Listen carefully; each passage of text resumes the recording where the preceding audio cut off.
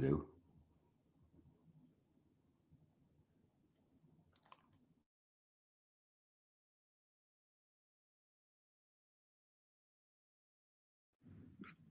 Can you hear me?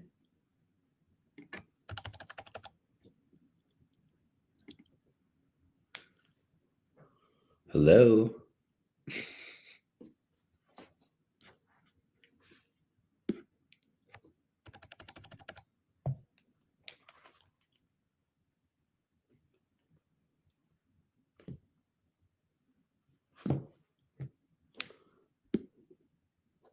There we go. Number. Can you hear us? I can hear you. Can you hear me now? Okay, good. Congressman Greg Landsman, our Washington report, Soul Food Washington report with Congressman Greg Landsman. We were saying there's a lot going on. Reverend Jesse Lewis Jackson, we lost a major trailblazer, certainly a family friend to us, and we got a whole special today that we're going to be doing on him. But we also, I just saw this morning that there was a request to, be able to have his body at in Washington, and the Republican Speaker of the House said, absolutely not. Wow. So much craziness is going on in Washington. What's happening? So I didn't see this. So the speaker's saying that he can't land state. What was the request? Yeah, that's what I saw the headline. So maybe want to check into that. But yeah, they had a big headline. I said one more thing, that the Republican Speaker of the House doing something crazy. But a lot's going on in Washington. Talk about that. I know your first term, we had President Biden in. You were able to bring back a lot of funding that we had never gotten. Talk about some of those things that you was able to bring back when we had some control. Yeah, and we were able to get some things in this budget too. We've are bringing back something like $25 million, which is not nearly what we were able to do with the infrastructure money in terms of the Brent Spence Bridge and a number of other things. But we were able to secure money for affordable housing projects throughout the community, some major infrastructure projects, and then funding for the city, the cameras, and some mental health support. So, we still find ways to get things done despite how dysfunctional this Congress is. And it was much easier in the past, and in large part because you didn't have somebody like Trump who says, like, do not work with Democrats, and most members of Congress have no problem working together on most things. There's obviously a lot of things we disagree on, and that it's going to be hard to get us on the same page in terms of tax reform, for example. But on most things, like, getting the budget done, there's always bipartisan support. It's just Trump does not believe that Republicans should work with Democrats. And if that's the assignment, then unfortunately for these guys who take their cues, their assignments from Trump, then they don't work with us. And that's why there was this shutdown last year. That's why there's a DHS shutdown now. They refuse to even negotiate, which I've never seen in my lifetime. Wow. And so talk a little bit about, so much is coming at the people. I mean, every day is some announcement of changes, and people are saying, how do they fight back? Talk a little bit about that, because people are very concerned. I mean, you got ICE. How do people fight back, or what's happening in Washington? So I think you're seeing a lot of that happening now, right? All over the country, people are fighting back. They are going to court, and we do a ton of coordination on the litigation, which has held this administration accountable to some extent. And the Supreme Court just this morning, struck down his use of the tariff policy, which really is our domain. The United States Congress sets our trade agenda, and he went outside of his authority. The Supreme Court just said in these global trade wars, which has cost farmers and families, our communities, so much money. It has been so costly for our small businesses, and everyone across the board. They know that the costs are high in large part because of these reckless tariffs, and he did it outside his constitutional authority in Article 2. And so the Supreme Court struck that down. But you're seeing courts all over the country, say like what they're doing is not legal, and stopping what they're doing. And a lot of that is because of citizen advocacy and folks going to taking these folks to court. You're also, what happened in Minneapolis is, I think, a good example of a community coming together and saying, you got to get out of here. You aren't keeping us safe. You're making us dangerous, or you're putting us in danger. And look what's happened, after this awful, shooting and killing of two American citizens, Renee Good and Alex Pretty. The administration is retreating. They are pulling out of Minneapolis, and there wasn't any violence on the part of Minneapolis residents. They showed up, they protested, they got their cameras out, they held these folks, federal agents, accountable for what was lawless activity, and it made a difference in terms of turning them back, turning the tide, right? So, you're seeing that. You're also seeing it in election after election since Trump was elected. Turnout, on the Democratic side of things has been,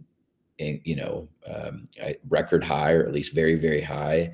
I don't think Democrats have lost any election anywhere in the country since Trump was elected. So the democracy is kicking into action, and I suspect that will be true this year, where you're going to see people turning out in record numbers to say, we don't want this, we want change, we don't want Trump's chaos and corruption and cruelty, we do not want the Republicans in charge of Congress anymore, enabling this president to do whatever he wants, even when most of it is outside of the law, and terribly, problematic, expensive for the rest of us. So, I think the American people are really, getting engaged, and you're seeing it in the polling, right? Which is to say that they've had enough, and they're making their voices clear, both when somebody calls, to ask them about their opinions, and when they show up, and when they take folks to court, and when they go to vote. So, my feeling, or my recommendation is to just lock in, as I'm doing, as you're doing, for the next couple of months, maybe the next couple of years, until we get this sort of authoritarian fascism, out of our system, and get our democracy back, and get our economy back. And that means, making calls and knocking on doors. It's everything. It's just, it's jumping in and sort of being in the fight, and pushing on members, like me, to like go harder. And, because like some days I'm like, oh, I'm going as hard as I can. And then somebody calls and says, you got to go harder. And I'm like, all right, I'll go harder. You gotta go harder. We're talking to Congressman Greg Landsman. Now let's talk about redistricting, because this election will be a new district, and they redrew the lines, and in Ohio, and this district, the first congressional district, to me took a beating. Tell us what is the new district like? I think this is so important for people to understand. What is the new district that you will be representing and running in this election? Yeah. So let me start by explaining the current district, because it helps to paint a picture of what changed. But so the current district is the city of Cincinnati, and it was gerrymandered in part to try to protect Steve Shabbat, who had been there for hundreds of years. And so too many years. Yeah, it should just be a district all in Hamilton County. That's a fair district. In any event, they created a district where it was the city of Cincinnati, And then they had submitted a district that was rejected by the Supreme Court because it was unconstitutional. And then they got one where they could go up the east side of Hamilton County and connect to Warren, and so you had essentially an equal number of voters in the city, the suburbs, and rural Ohio. So it was a third, a third, a third, the current district. So you got the city of Cincinnati, the eastern suburbs, and then Warren County. And outside of Mason, that's a lot of rural Ohio. The new district is it shifted 10 points in the Republican direction. It went from a district that Harris won by several points to a district that Trump won by 3. And the way they did that was they took out 100,000 voters in the suburbs where we overperformed significantly. And Harris did well, where Harris won by 14. And they added 100,000 voters in rural Ohio, where Trump won by 54 points. So that's a big shift. And they did that by taking out most of the suburbs in Hamilton County. So Blue Ash and Kenwood and Amberley Village, that area up 71. They added the west side, the far west side of Hamilton County, and then they added all of Clinton County, where Wilmington is. And so, it's terrible that these politicians get in a room and they decide what's going to happen in these elections, and that's not democracy. That's not democracy at all. Right. Your voters should decide and pick their elected officials. Politicians shouldn't be picking their voters. Yeah. So, and they also took, so that's a big chunk of the Black community is taken out of that district as well. And when you say Clinton County, obviously, heavy Republican area. And so, it's you have to deal with that in terms of not only, the primary, but the general election, because this is a Democratic seat that you have. And I know that Hakeem Jeffries, who's the leader, because the Democrats are in the minority, he's been saying that we've got to get more seats so that you can vote and get stuff done. Am I correct?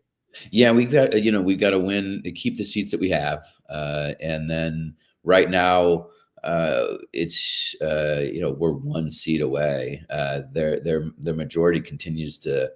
Wait a minute. Let's say this one more time. If we keep everybody we already have. Yeah, we're 3 seats.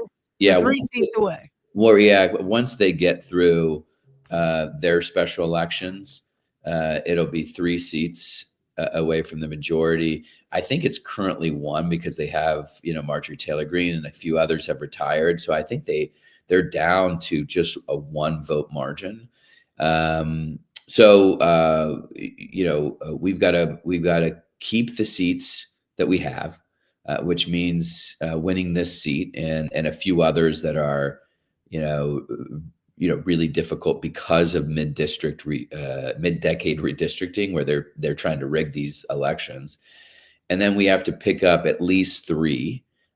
But I will tell you that their map, Hakeem and others are looking at, between 20 and 40 seats that are now in play because of how chaotic this administration is, how corrupt it is, how cruel it's been, and how unpopular, this congressional Republican crew has become with American voters, particularly independent voters who are engaged in saying to themselves, like, how is it possible that these congressional Republicans have allowed Trump to do whatever he wants? Like, they have no spine. They're not holding him accountable or creating any guardrails or doing their constitutional duty, to as a Congress, to manage the budget and to make trade policies and all these other things that they've just allowed the president to do whatever he wants to do. They won't rein in ICE and that's why we're holding up the funding until they rein in this entity that has really gone lawless. And they're pissed about the tax bill, that they spent trillions of dollars on tax cuts for the super wealthy. They added trillions of dollars to the debt, and they cut $1 trillion in healthcare. 15 million Americans are going to lose their healthcare, and everyone's premiums have gone up, all because of their tax bill, where they decided that they had to spend trillions of your dollars on the super wealthy. Yeah, I think it's important. You said 15 million people will lose their health care. Your premiums are going up. We're talking about affordability. Now, people say, well, what are the Democrats going to do? Tell us what could be done on affordability. The eggs are going up, and the gas and electric bills are jumping through the roof. People want action. Can you talk about that and why it's important when you say it's 3 seats or 1 seat away from being in the majority, where we could have the Speaker of the House, possibly the first Black American Speaker of the House, Hakeem Jeffries? Talk about that, because people keep saying, well, we want some action. Can you talk a little bit about that? I mean, there's 2 big things. There are 2 big things. One is, tariffs and ending the trade wars, and getting rid of these global. I mean, because essentially he did the tariffs in a way where he wasn't targeting specific areas that would help, boost American manufacturing. He went to war with everybody, and that meant costs went up, and people started trading with each other as opposed to trading with us. And so then our farmers had fewer places for them, to sell their commodities. Our farmers are really in a bad spot. They got screwed by this president. So you got to end the trade wars. So that'll immediately reduce costs. And then tariffs and taxes.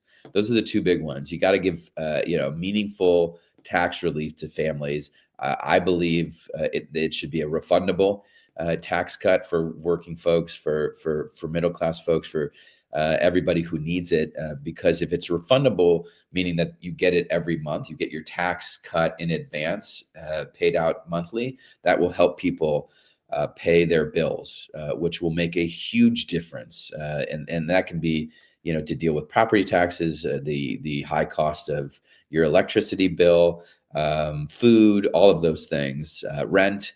That will make a big difference. And then we have to restructure the economy so that it works for working people. And that means taking on all of the corporate consolidation, which allows a few companies to set higher prices, break that stuff up.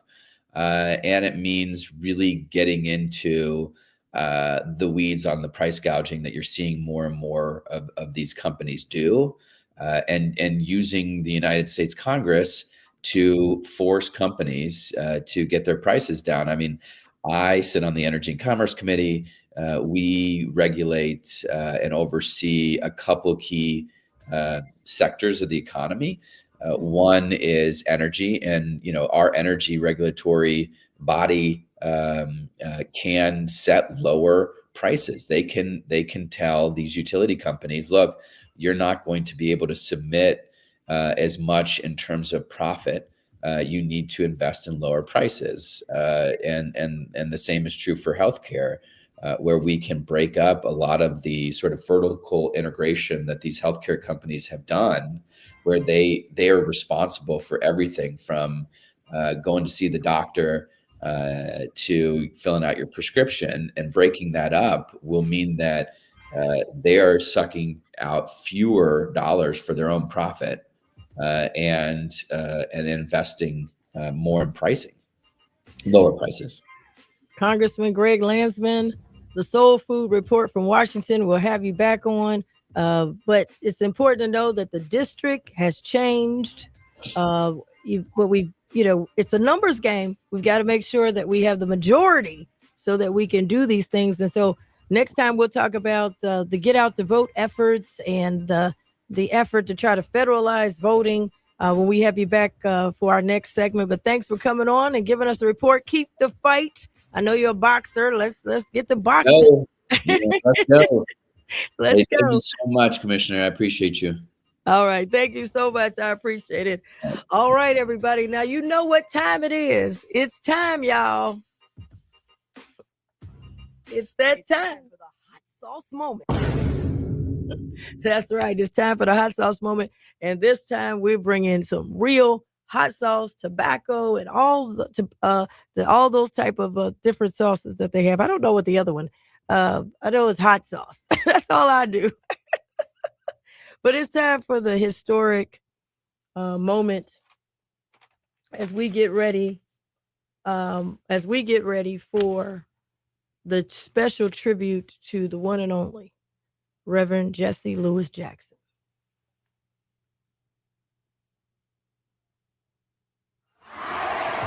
Somebody. I am somebody. I may be poor, but I am somebody. This is Hamilton County Commission Vice President Alicia Reece from Alicia Reece Soul Food with an important announcement. Alicia Reece Soul Food is extending our show this Friday from noon to 1:30 p.m. We will have longtime friend of the late Reverend Jesse Jackson Sr., Dr. Stephen Reece Sr., and myself sharing never heard before stories of Reverend Jesse Jackson's impact on the church, civil rights, voting rights, Black businesses, and his impact on our country and the world. So tell everybody to tune in this Friday for our special from noon to 1:30 p.m. It's going to be historic. The Alicia Reece Soul Food Special on the life of the late Reverend Jesse Louis Jackson Sr. Okay, we're back with Alicia Reece Soul Food. I was told that can someone check the online and make sure that there's sound? Because someone said there's no sound on it. So please check and make sure that before we get started, that you can hear us on Facebook. And waiting for the thumbs up. But they said there was no sound. Princess Hearns, thank you for that information. Okay, Miss Annette Love said it's beautiful. I don't know. Miss Princess, you need to turn it up. I don't know what's going on. They said the sound is on because we got to make sure the sound is on for this segment. And, of course, by now you know that we lost the one and only trailblazing icon leader, Reverend Jesse Louis Jackson Sr. And they're going to be having a public service. They've got a number of events in Chicago next week. And then I believe there'll be some public services, and then there'll be a service on Saturday. I'm understanding that they're having some possibly in North Carolina and Washington, D.C., not put on obviously by the Capitol, but somewhere else. And so we've got all that going on. But this was a big hit, big deal. My family was very close with the Jacksons, and Reverend Jackson has played a huge part in my life. And I got a chance to be in rooms that I never was in. Could have dreamed of being in as a little girl, as a teenager, as an adult, and ultimately as an elected official. We'll hear today from my father, Dr. Stephen Reece Sr., was a close friend and advisor for Reverend Jackson and traveled all over the country with him. Was with him before he ran for president, but when he did run in 1984, his first presidential, and when everybody said, oh, he can't win, I would remember the day that he had a meeting, and my father had me at the meeting. He said, sit there, be quiet, and don't be seen. That was something my dad would say. And I was a little girl. I'd just go along with my father. But I was a teenager, and he said, we can go from the outhouse to the White House before he said it publicly. And he ran for president, and I sold T-shirts in 1984. And my father ran his campaign in Hamilton County, Ohio. And they said there's no way you can win Hamilton County because at that time it was all Republican. You could not win Hamilton County. It's not like today. and it was all Republican, and there was no way, even on the Democratic side, that he could win Hamilton County, and he did win the primary in 1984. And I would go from T-shirt sales for his campaign, looking and watching how we had to get the vote out and expand the vote, and why the vote was so important. And today, on the Hamilton County Commission, winning the primary and the general election twice. And that could not have been possible without me learning, watching, and building on Reverend Jackson's 1984 and 88 campaigns. So there's more than just campaigns. So we're going to talk about some things. There's a lot of articles written and so forth. And we're going to talk about some things that you're probably not going to know, that may have never been written, never been talked about. And we're going to hear it from Dr. Stephen Reece Sr., who has been a civil rights leader, is a business owner, businessman, political consultant. So he started way before me when they said, oh, your father is your senior advisor politically. Yes, he is, because if he can help Jesse Jackson in 1984, beginning in 84, to win Hamilton County, he definitely could help me. So wanted to bring on the program Dr. Stephen Reece Sr. I want to thank everybody who's been sending us prayers and condolences, those who knew how close our families are, and how big of a hit this is for us. Just someone that we admire, we work with, we love, and I just want to thank y'all for sending those prayers out to my father as well, who, this is someone that that was definitely a friend. So Dr. Stephen Reece, welcome back to Alicia Reece Soul Food, this special edition. We're going to 1:30 today because we wanted to be able to stretch out and give you a chance to stretch out. I'm going to just start, and then I'm going to let you stretch out. I want you to start with, how did you, because everybody wants to know, how did you meet the Reverend Jesse Lewis Jackson Sr.? I met Reverend Jackson at the National Baptist Convention. And we were there, had been in a Sunday school Congress, and went to the general session. And we were there when Dr. Martin Luther King was getting ready to present his civil rights package for endorsement from the National Baptist Convention. And he was trying to get the National Baptist Convention to go in the direction of civil rights. And he had it all together and shared it with some of us who are younger, and they wanted to get all the younger people together.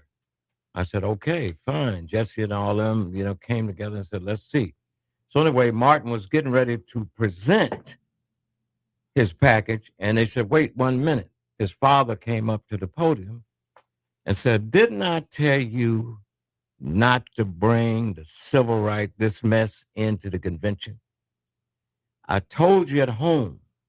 And before he could finish, a guy jumped up and said, I move that Reverend Dr. Martin Luther King Jr. be thrown out of the convention. And they seconded it. Said, wait a minute, before he seconded, Martin said, wait a minute, before he seconded, you don't have to put me out like that. He said, we will leave.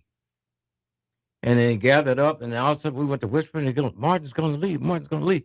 So he took myself and Jesse and Otis Moss and a bunch of us that were at the convention, outside of the convention, into a room. He said, now look, I don't want y'all to get down. He said, there's a lot we can do. He said, I got an idea. He said, first, we're going to form the Southern Christian Leadership Conference based out of Atlanta, Georgia. And I got it broken down into 2 divisions. I got the civil rights over on the side. We're going to run an economic program called Operation Breadbasket on the other side. He said, and Jesse, you run the Operation Breadbasket side, and that will focus on economic job opportunities and affirmative action and all that. and we're going to form a board and get all that together. So anyway, I went with Jesse to Operation Breadbasket. And we were there challenging companies and doing various things. So when Dr. King was assassinated and we came back, Jesse summoned some of us to Chicago. He said, Reece, a lot of people are crying and everything, and the little group we had. He said, what do you think we ought to go now and how we ought to do this? So having been an adjunct lecturer at UC for 20 years, teaching blacks in politics and teaching Black Americans in the city and being a deacon in the church.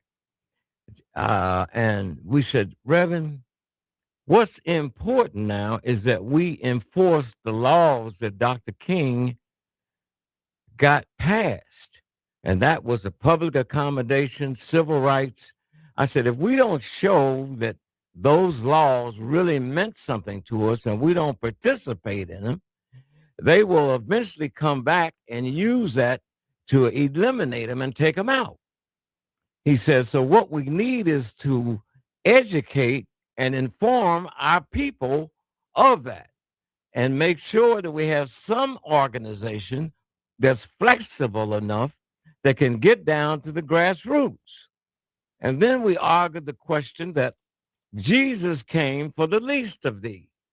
He didn't come to be a part of Pharaoh's army. He didn't come to be on Pharaoh's staff. He came to help the least of these.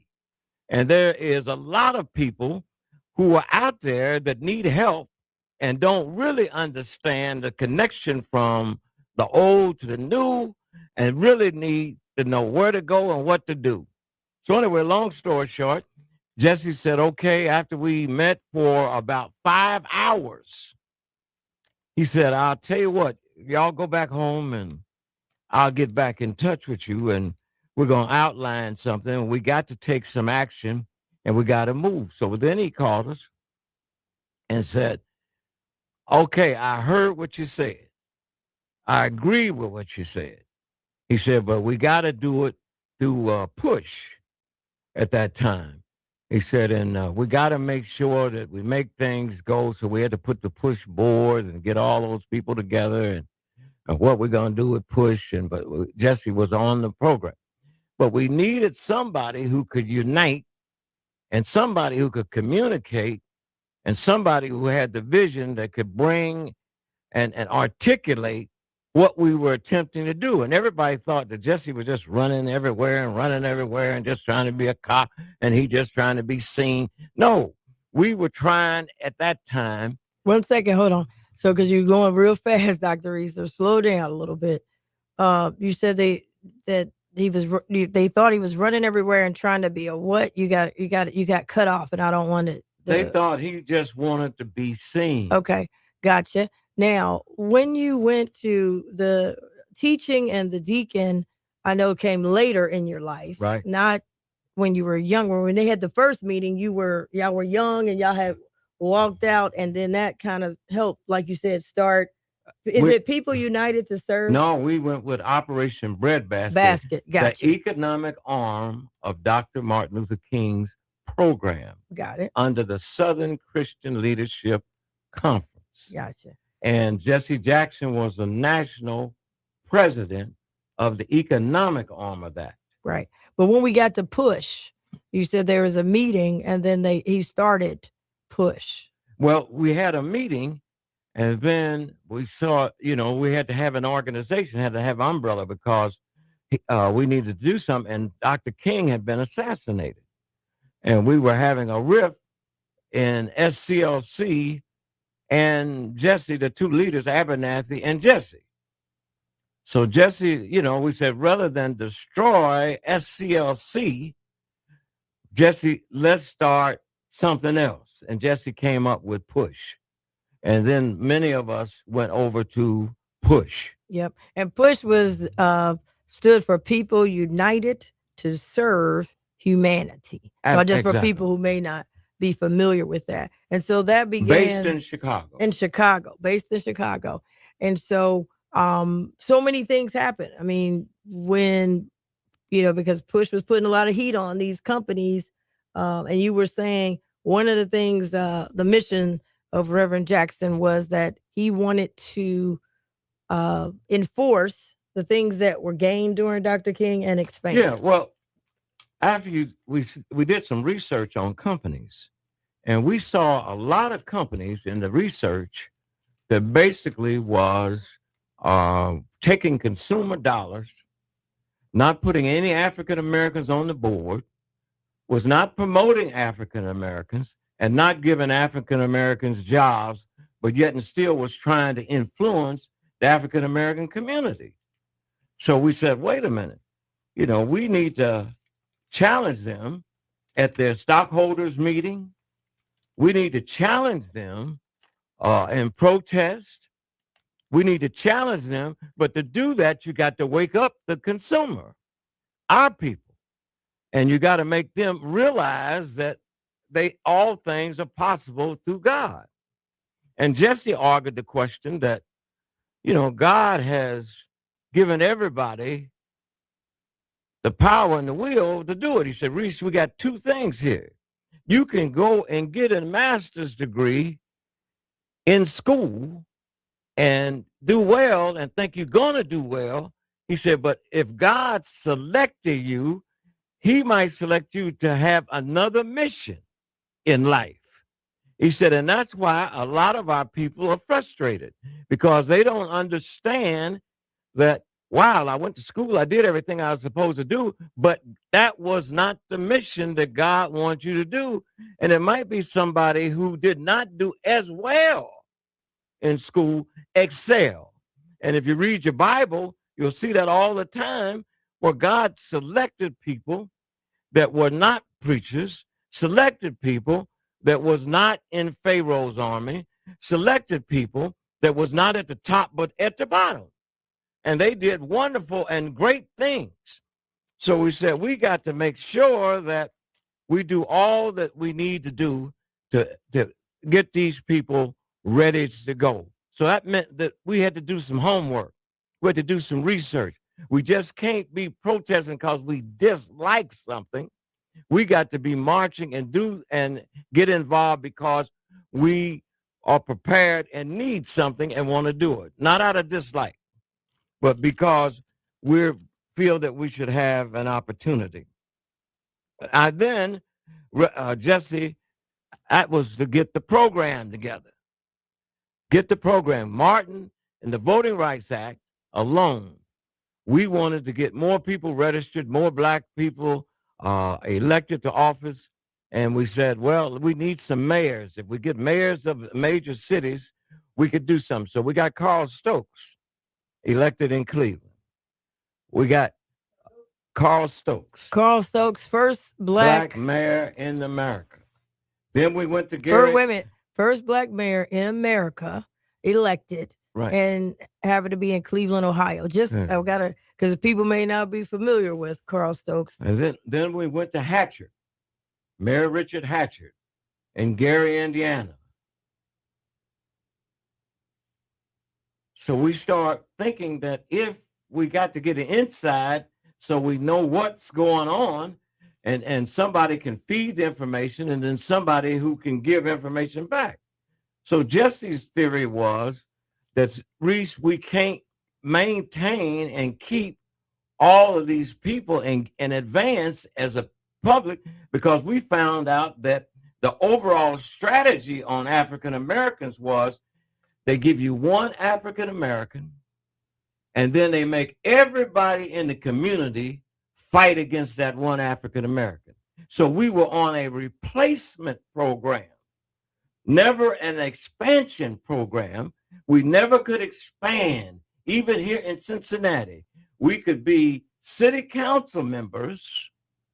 We could be maybe on the council, but we couldn't be mayor. And we didn't get to be mayor until 1972. And then we keep it local, but we couldn't be in Congress. We couldn't be here. We couldn't do this. We couldn't be county commissioners. We could. So everybody went after whoever the African American was, or African Americans. They would go after those people. He said, so that meant that we needed some education and we need some connection in the community. So what we decided to do on just on the political side, Harold Washington wanted to be mayor of Chicago.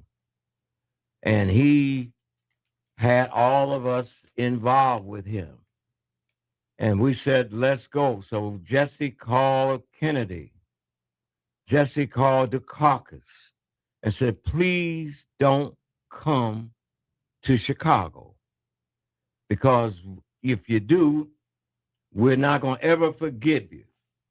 They said, thank you. We appreciate you bringing that up to us. And both of them came to Chicago and campaigned against Harold Washington. And when they ran against Harold Washington, Jesse got furious. What in the world? When they can take our vote, they cannot give us any respect, not give us any appointments. We got to do something. So we came up with the idea, let's run for president. Yeah. And let me just say, before we get to the president, Harold Washington, they put a grassroots community voter registration, organized and won, right? Right. And, went against the system. And I know we're going to get to the president piece, but I think it's important because a lot of people, jump up and they're upset about something, they protest, so forth. But there was a lot of training. Someone asked me about that, about, Reverend Jackson, before he comes into a community, before he came into Cincinnati, he would call you. They would they would have the stats. They would know how many jobs. They would know how many contracts went to Blacks. They would know the stats before they came in. And then it was organized. So there was no way you could win in Chicago. And like you said, the caucus and all of them coming in against Harold Washington, that meant they had to have a great deal of organizing, research. You just can't jump out the bed and say, we're going to go against it, or we're going to, you got to be able to, whatever you talk, you got to back it up. So they won big in Harold Washington. We won big with Harold Washington. And then that's when Jesse said, we need to have a meeting of all of the leadership, African-American leadership in America, in Atlanta. We went to Atlanta, and we need to debate among ourselves and behind closed doors. Should a Black run for president? And we went to Atlanta, and there was Mrs. King, there was all the Black congressmen, there was all the civil rights people, there was Jesse and everybody. And one of the things that he wanted us to do, he said, he gave each one of us, when I say us, it was a little committee of us. Reese, I had Dellums. You watch and listen to what Dellums have to say. And then so-and-so, you watch and hear what they had to say. And then you check and see what they had to say and make notes so we can see. So anyway, we went through the process, and man, to me, that was one of the greatest times, because I got a chance to meet all of the civil rights leaders, all of the Black congressmen in the country. I got to meet all the Black people in the media, because everybody was in Atlanta to debate this question. And after we came out of Atlanta, we still had not decided who that candidate ought to be. So we went back, and the media kept asking, who's going to run? Who's going to run? And Jesse said, we got egg on our face, and if we don't come up with a candidate, they said we would just whoop him. And he said, I think it's important that we come together and try and come up with a candidate. And the guy that we wanted was Ron Dellums in San Francisco. So we had a meeting in Chicago at Unity Bank. Never forget that. And was Dellums in Congress then? Dellums was the congressman. Okay. And we went up to Unity Bank in Chicago. Reverend Harvey went with us from Cincinnati. And we get it once again. Here we go. Mrs. King, Obama, everybody in there, in the room, talking about what we ought to do. At that time, Obama was going to run for the U.S. Senate in Illinois. And that's pretty much what his focus was on. And we had everybody in the room discussing who should run. After we went around and around and around, nobody said, I will do it. So finally, Reverend Harvey stood up and nominated Reverend Jackson. I second the motion, Reverend Jackson to go. And then after we second the motion, everybody said, yeah, Jesse, you be the better person. He said, hold up.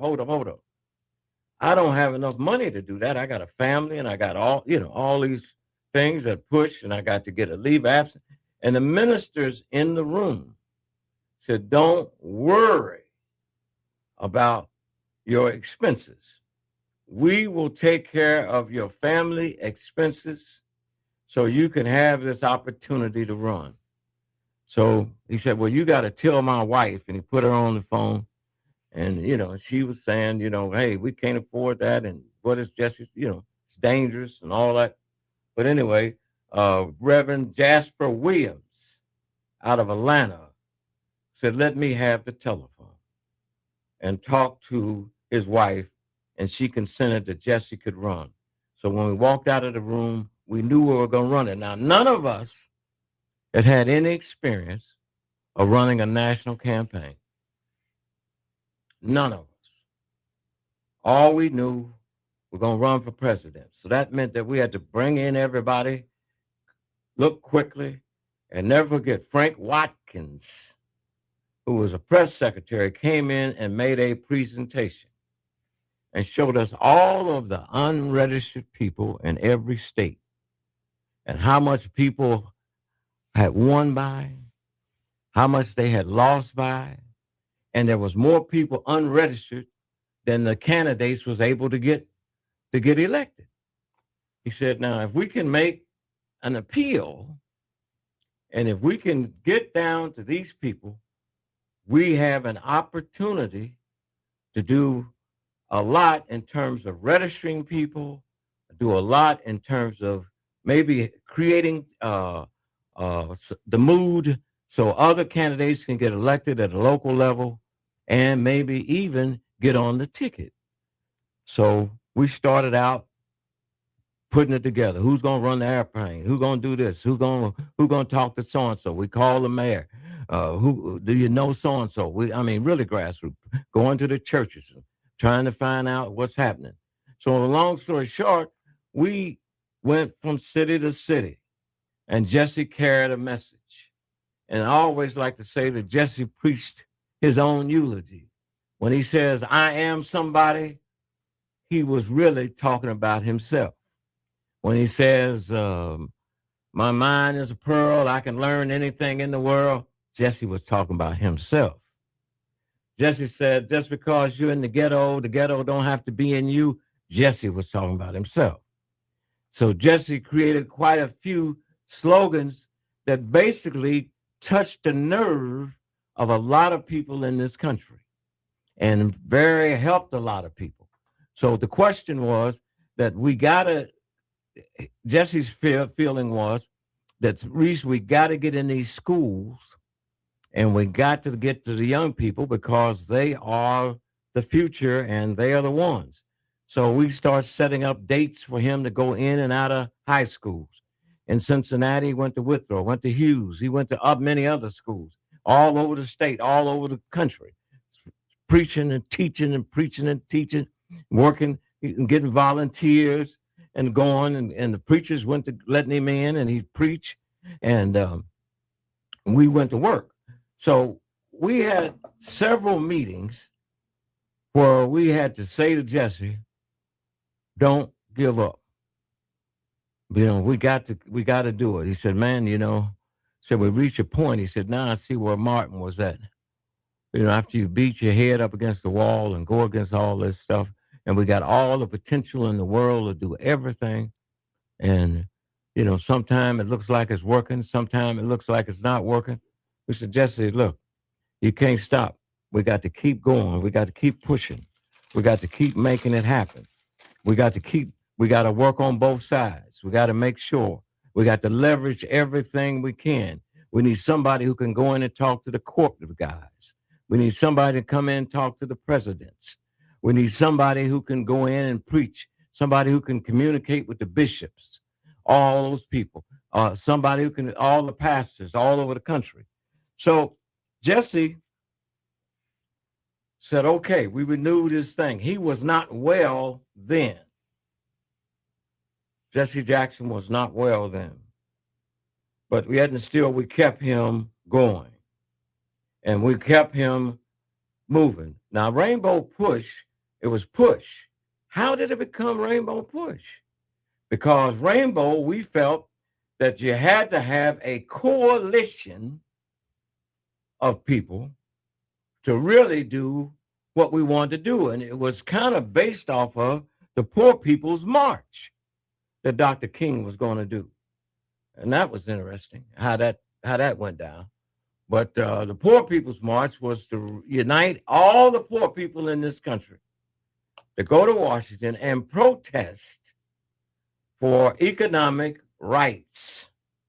So we said, now that the Poor People campaign is over, we now need to bring them all together and make it happen.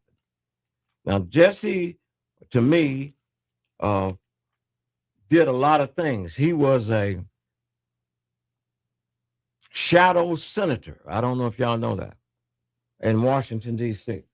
Yeah, we're going to talk about that in 1 second. We'll give a break. Dr. Reece, get some water. We're going to take a quick break. And it's not, not a commercial break, but we'll just put some music on and we'll switch.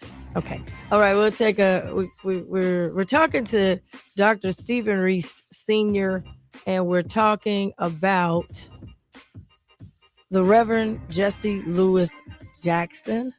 And we're gonna, I think we ran through the before we get to the shadow senator, we're gonna talk about his presidential elections. And I'm talking about a trailblazer. We talked about how did he start Push, People United to Serve Humanity, and then we're going to talk about how it became Rainbow Push. Some of the things that you may have never heard. And we've got to...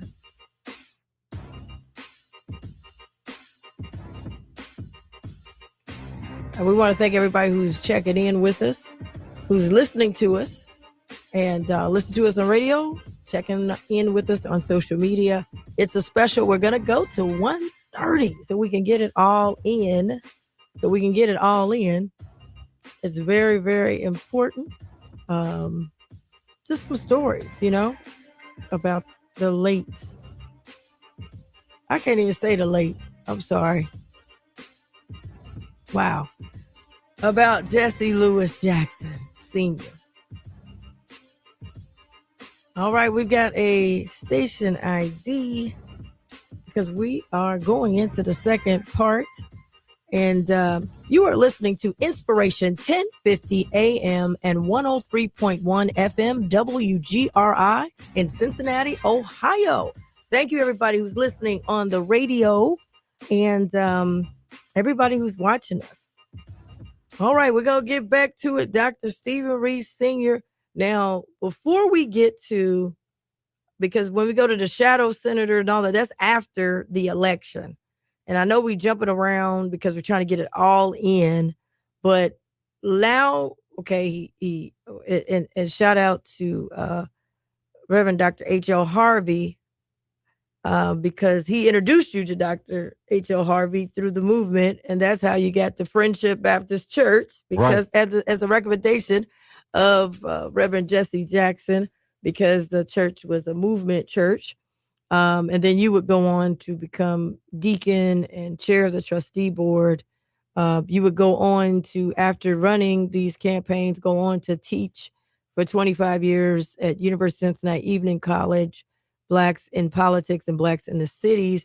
But all of it came from Reverend Jesse Jackson and kind of the experience that you had. So now let's get to running, like you said, no experience. Y'all had to call all your all of your contacts around the country, churches, clergy. And in 84, it wasn't popular. A lot of people say, oh, man, we're not going to deal with it. It can't happen. And there was a primary. So you were in the primary in 1984.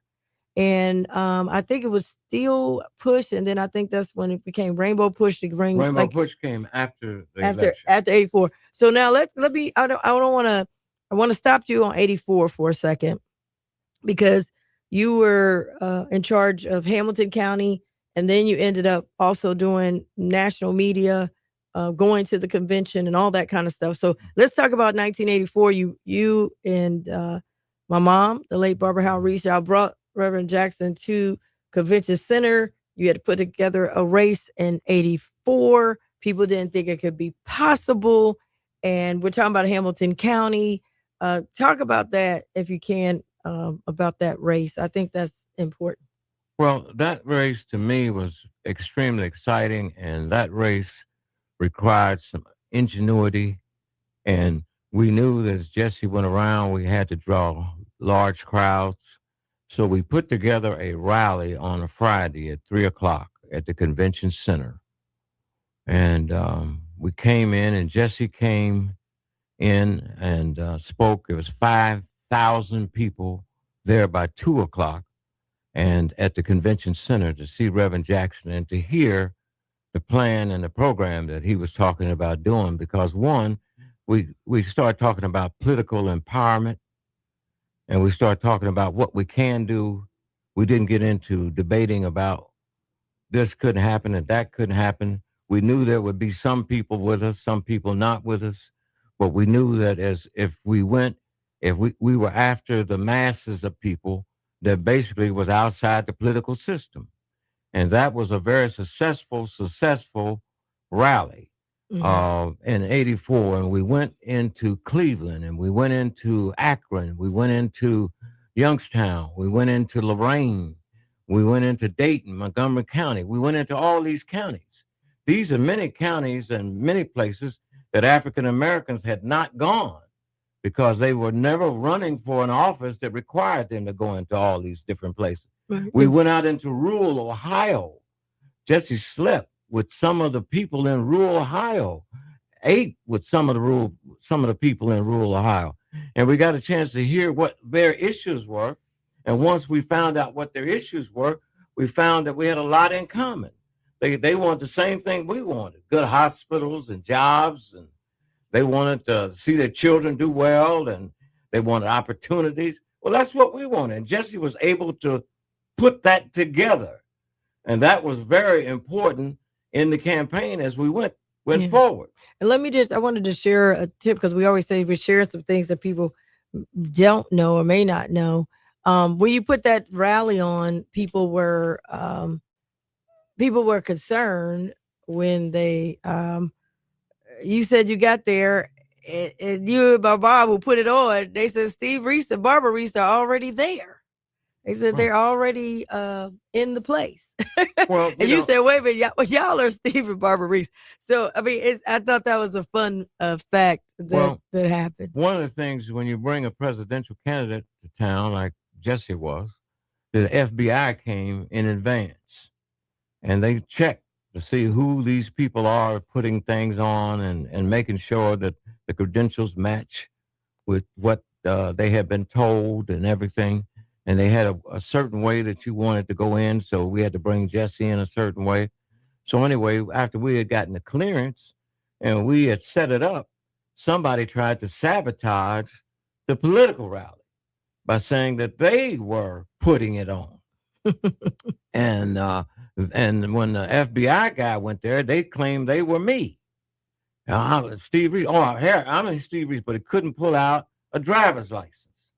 And the FBI said, wait a minute, you're not Steve Reece. Steve Reece is in the hall on the stage waiting on Reverend Jackson.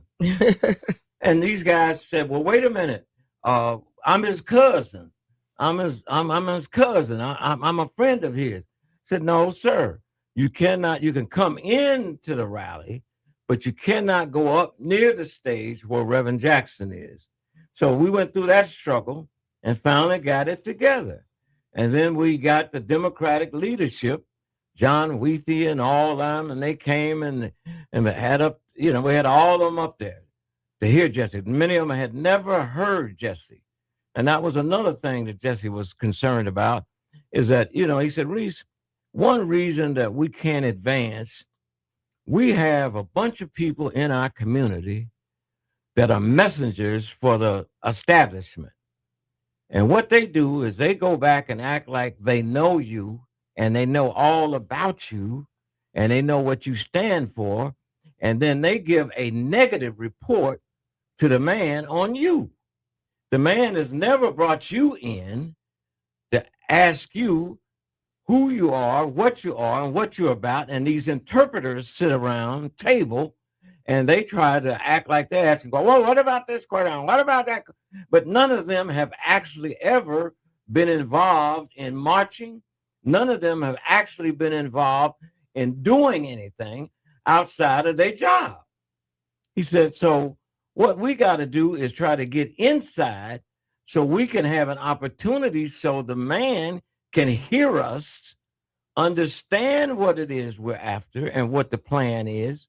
And he said, I believe that once they hear us and see us and understand what it is, he said, many of them will join with us and want to support what we're after. It's not just something to look, Jesse's just trying to be seen and Jesse's just, trying to do this.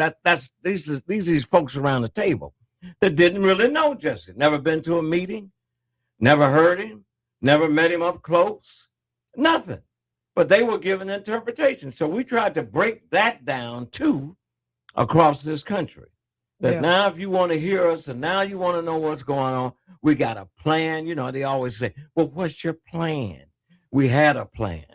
We had a plan with Dr. King. We're fulfilling Dr. King's plan.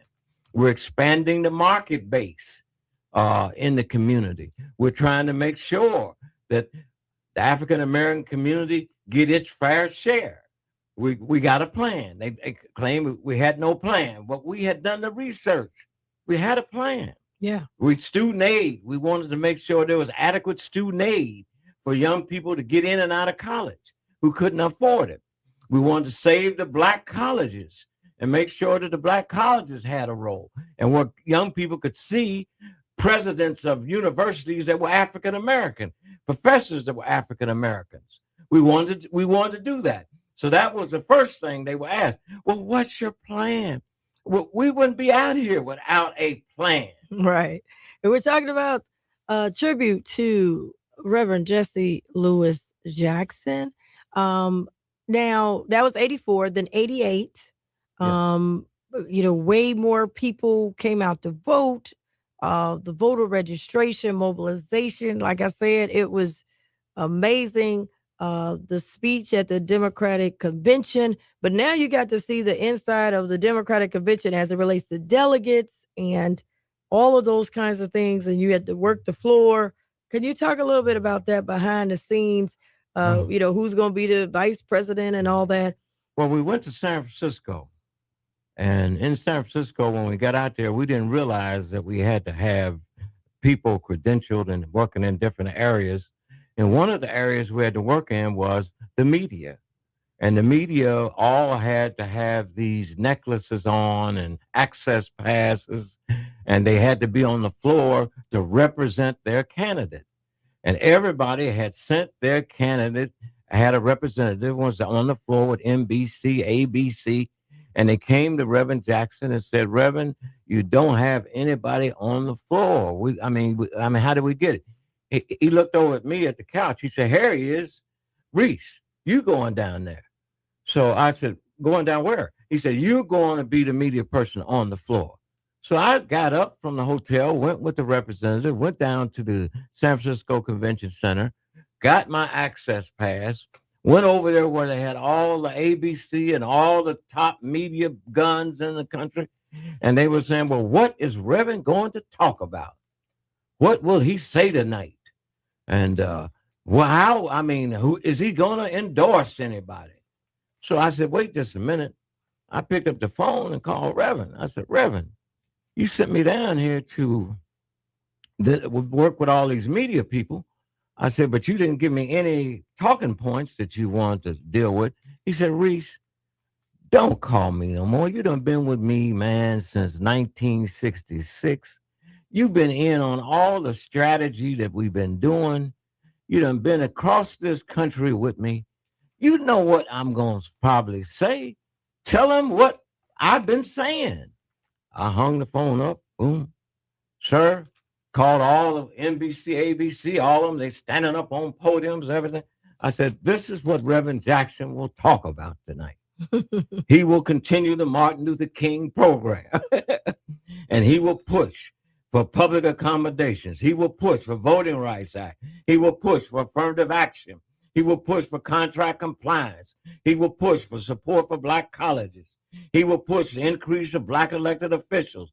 He will push for Indian representation, women representation, youth, support coalition politics, student aid. He will push for Medicare, Medicaid, Social Security, and enlarge. Oh man, it was just right. That's right. That's right. Yeah, that's right. That's right. So I called Reverend back and he said, what did you tell him? I said, Reverend, I went down the list. I went down the same list you gave me in private, and you said to tell him what you've been talking about. He said, well, okay. He said, well, that's where I'm gonna go. He said, because I got to work on some negotiations over here. They're playing a game. He said, we got enough delegates to go in there and get the vice presidency.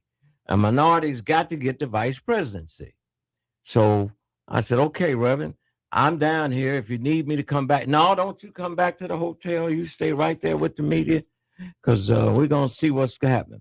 So next I get people got in touch with me and said I started hearing Geraldine Ferrero. So I called Reverend back. I said, Reverend, when you go in that meeting, mention about Geraldine Ferrero.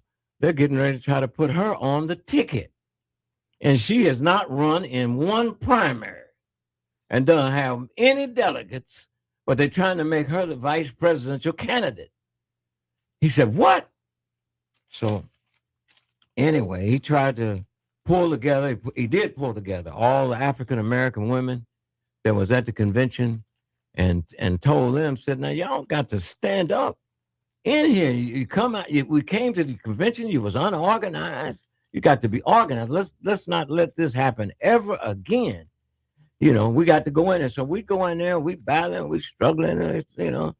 Trying to. Here we are. We got delegates and millions of votes. Over 3.5 million votes.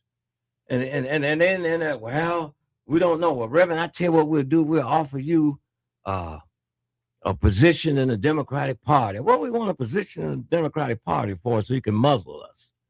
Well, Reverend, we'll get behind you and do this and do that, So I said, Reverend said, we're gonna call a meeting. And everybody was mad. Man, all this work we done been all over the country. We done been knocking on doors and calling people and everything, and they getting ready to undercut us out here at the convention. Man, we mad. So Reverend said, no, we can't get mad, because there's been other civil rights leaders who got mad and they basically cornered them and put them in a position where they couldn't do anything else. And they destroyed the movement. We got to hold our folks, hold the forces. Reece, y'all go in there, hold the forces. We go around, hold everybody. Don't get mad. Don't get mad. Don't get mad. Don't get mad. Come on, we got to think. We're in here, we're thinking. So we went into 84 and come 88. Out at 80. And then we went on. Then that's when Reverend decided he was going to run in 1988. He said, we're going to run in 1988. We done ran in 1984. What we're going to do is take what we got, expand it. More people know about us, and we're going to move. And I found out, too, with the media, they would assign somebody to cover Reverend's campaign who had no knowledge of our community, had no knowledge of churches and knowledge of community and knowledge of any of the issues we stand for, and give them, say, now you are the reporter to cover Reverend Jackson. Instead of giving that to somebody or asking us what it is. So they would go in there and write articles that was terrible. Well, only thing they picked up on was, well, so-and-so said they didn't like Reverend, and Reverend didn't like him, and there's a conflict. You know how they do. They come in and they want to do a conflict article. That's the African Americans that they hire. They want to do a conflict article. Let me write a conflict article, and instead of understanding what's the agenda, what's the move. So anyway, we went 80, we got ready. We're going to go in 88. We're going to try to correct all the mistakes we made in 84. And at the same time, we had to leave and go to Dallas, Texas, to the Major League Baseball. Because Mark Schott had made, of the Cincinnati Reds, had made a statement about the baseball players. And our division, the Reverend's division of sports, said, Reverend, we need you to speak to the baseball owners. And they were meeting in Dallas, Texas.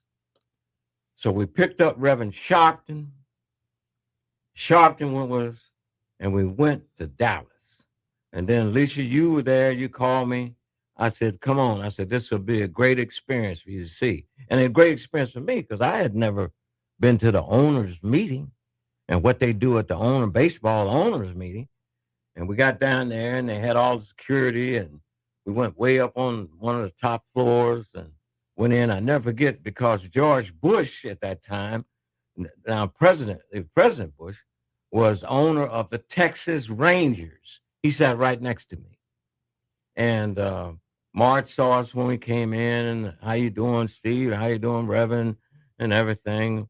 And Reverend made a tremendous appeal about inclusion of minority baseball players and minority ownership and minority working in the concessions, minority being more than just a spectator at the games, and that we were not some foreign animals and should not be treated like that. But while we were sitting there waiting, they were in their horse trading. Well, you want John? He's 15,000. And the guy would say, well, I ain't going to take him. You send him over here. Reverend said, wait a minute. These guys in here horse trading, man. I mean, no respect for the guy, whether he's got a family or, a background or nothing. He just trading. So Reverend got up and made a speech. And that was my first experience. At least you were there. And we looked, and all around the room, it wasn't any other African Americans in the room. Yep. And Reverend went over and met him and said, well, Reverend, we're going to try to do better. We're going to try to get more baseball players. And, and Reverend talked about Jackie Robinson and all that happened and what's going on. Reverend had a very unique ability to understand difficult issues quickly and break them down, and then bring a coalition around those issues. And that's what I learned, because sometimes when you're in politics, you might lose the vote on the floor. But people don't realize that it's the people that put you in office. And they disconnect from the people trying to win on the floor and clapping and carrying on. We got her, and she's just doing blah, blah, blah. But when it gets time to vote, you see your vote go way up and their vote just level off, because basically you're representing the views of the people, and that's what you're supposed to be doing. And he was saying that, he was going to, the commissioner of baseball was there, got to meet him. And he was saying, Reverend, I want you to follow up with us and meet with us and outline, what kind of program we can have and going. And I think Lou Brock was with us from the St. Louis Cardinals, and Reverend and Lou Brock and several others was on that committee. I was not on that particular committee, but I went down there, and then we left there and we went into the hair industry, because Reverend said, Reece, our people are buying a lot of hair, a lot of nails, a lot of everything. and he was concerned about Johnson Products. They were squeezing him in Detroit. I mean, in Chicago, and he couldn't get various distributors, and he couldn't get loans. He couldn't get different things, but these other people were able to get loans and get hair cheaper and everything else. And so therefore his product wasn't there. So we had to have a conversation out while we were in Dallas about that. And then we left there and went to the radio station and wanted to know why African Americans couldn't be general managers, program directors, sales managers. And even though they were basically playing music targeting our community, and we couldn't do it. All we were allowed to do at that time was to be part-time DJs, and we never got to the top. And they always came up with a problem. You know, you couldn't do this and you couldn't do that. So we asked Jack Gibson, who was basically at WCIN years and years ago, called Jockey Jack, left and organized the American Black Radio Convention. We said we need to have a convention where all the guys come together so we can talk about common problems, common solutions, so we can impact the African American radio market. And that was big. I mean, if you didn't go to any convention, you had to be at Jockey Jack's, because I mean, everybody, all the stars, everybody was there.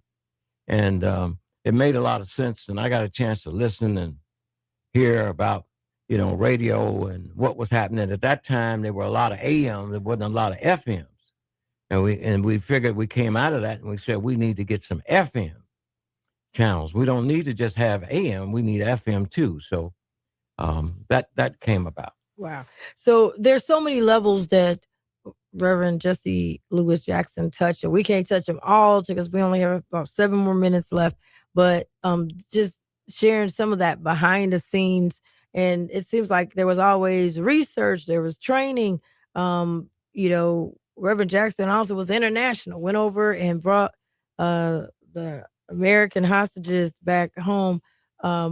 He also talked about some of the techniques, like, you know, not just going to, you know, they talk about, you know, when he came and boycotted with Kroger, but it's so much more. I mean, he talked about they bought stock so they can go to the stockholders. I mean, he had a lot of training of techniques. It wasn't just jumping out being, you know, just wow. And everything was trained. I mean, I go to the convention as a little girl, teenager, etc. I remember you and my mom got a whole bus and brought young people to go to push, excel.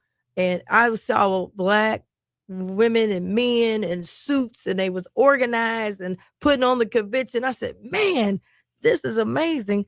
But they, you know, everything from buying stock to voter registration and mobilization that really brought people out, to changing Wall Street, to making sure, like you said, in the newsrooms, women and African Americans couldn't even be reporters and do, you know, report the news. So, you know, there were a lot of techniques. Tell us about the techniques that you learned and saw up close. We felt that most of the larger companies was on the public stock market, and they have stockholders meetings.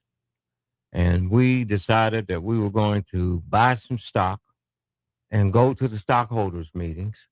And when it got to the question and answer session, Jesse would sit on one side, I'd sit on the other side, and we would ask questions. I even went to the Procter & Gamble one they had here. They had over at I can't think of this. What's that theater? Schubert? Downtown. Taft Theater? No, not Taft, the other one. Downtown. Music Hall? No, it's right here in downtown on Walnut. Oh, I okay, can't think of it right now. But anyway, they had it downtown. Was it Aronoff? Aronoff. Okay. And they had their stockholders meeting. So when they got to the question and answers, I jumped up and raised some questions about minority hiring and partnerships, and found out that they were doing partnerships with people in Africa and places like that, but yet and still would not do partnerships in in America and all that. And Jesse got up and asked questions. So we went to several companies, not just P&G. We went to several companies. Disney, went down to Disney. We asked questions in the stockholders meeting. We studied their reports. We understood. We just didn't say, oh man, we're going down there and we're going to do this. We went down there and we studied the reports. We looked at the dividends and we looked at the profit and loss. We looked at what the president was making. We looked at what their distribution. We did a whole study on the media distribution. Like a lot of times the media will try to scare you. They're gonna write a big article on you. And they circulation is almost no more than 10% in our community. Ain't nobody reading it. Who reading it? So the only thing I'm saying is that we know from our study, we studied and we did that and we were involved in that. We didn't just jump up and say, we're going to boycott, get the signs, let's go. We're going to do this. Or we didn't jump up and we're going to run. I'm going to run. Here's my name. I'm going to run. No. We're going to check it out. We're going to have you meet. We're going to be meet behind closed doors. We're going to check it out. We're going to know your agenda. We're going to know what you stand for. Yes. We're going to know how you've done, We ain't getting out here backing you and you just jump up. I'm running. Yeah. Well, I think Dr. Reece, thank you for sharing that. I mean, we could go hours and hours, but man, whew, Reverend Jesse Lewis Jackson. A giant. We'll never have that again. We can get some music and then we'll get to, we wrapping up. Thank y'all for tuning into this special. Never heard before some of these stories. And we send the prayers to the Jackson family. Yeah. We want to make sure they stay there. But we got to go to our segment before we go, because guess what, guys? It's the weekend, baby. No, it's not. Weekend, baby. Okay, yeah, it's the weekend, baby. And what I want to tell you is that I will be the Black History Month speaker at Montgomery County Democratic Party. That's in Dayton. That'll be on this Thursday, 5:00 p.m. And we'll be at the Central State University campus in Dayton, Ohio. So we'll be there this Thursday, 5:00, bringing the hot sauce to Dayton. Thank you, Montgomery County Democratic Party, for having me as your Black History speaker. And man, I just please keep the Jackson family in prayers. Keep hope alive. Keep hope alive. And remember, I am somebody. I might have lived in a slum.